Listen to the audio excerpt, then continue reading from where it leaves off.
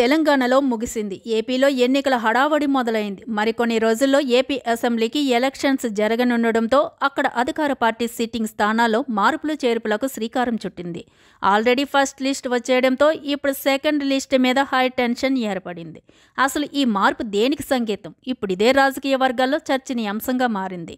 2019 ఎన్నికల్లో 151 స్థానాల్లో విజయ దుందుబి మోగించిన వైసీపీ ఈసారి వైనాట్ 175 అంటుంది. ఈ దశగా కసరత్తులు చేస్తున్న ఏపీ సీఎం వైఎస్ జగన్ చాలా చోట్ల సిట్టింగులకు నో టికెట్ అంటూ కళాఖండిగా చెప్పేస్తున్నారు.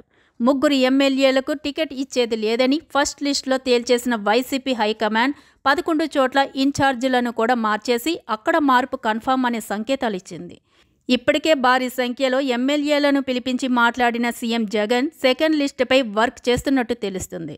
ఉభయ గోదావరి జిల్లాలో 34 స్థానాలకు గాను 2019లో 28 స్థానాలు గెలిచింది వైసీపీ. ఈసారి కూడా ఈ 2 జిల్లాల్ని కీలకంగా భావిస్తున్న జగన్ 6 సిట్టింగులకు నో టికెట్ అని చెప్పేశారు. పోలవరం, చింతలపూడి, గన్నవరం, ప్రతిపాడు, పిఠాపురం, జగ్గంపేట, రామచంద్రాపురం స్థానాల్లో సిట్టింగుల ప్లేస్లో కొత్త వారికి ఛాన్స్నిస్తుంది. రాయలసీమలో పెనుగొండ, కళ్యాణదుర్గం, కర్నూలు, కడప, మైదుకూరు, రైల్వే కోడూరు స్థానాల్లోనూ సిట్టింగుల మార్పు ఖాయమైపోయింది.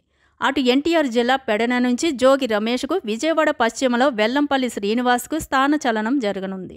ఈ మార్పు లిస్టులో పలువురు మంత్రులు కూడా ఉండడం విశేషం. అయితే జగన్ ఎక్కడంటే అక్కడ టికెట్ ఇవ్వకున్నా ఓకే అంటున్నారు వైసీపీ నేతలు.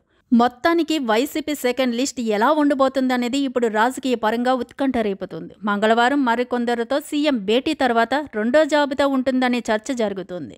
మొత్తంగా 40 నుంచి 50 స్థానాల్లో మార్పు తథ్యమన్న మాట వినిపిస్తుంది. కాకపోతే విడుదల మాత్రం పండగ తర్వాతే అంటున్నాయి వైసీపీ వర్గాలు.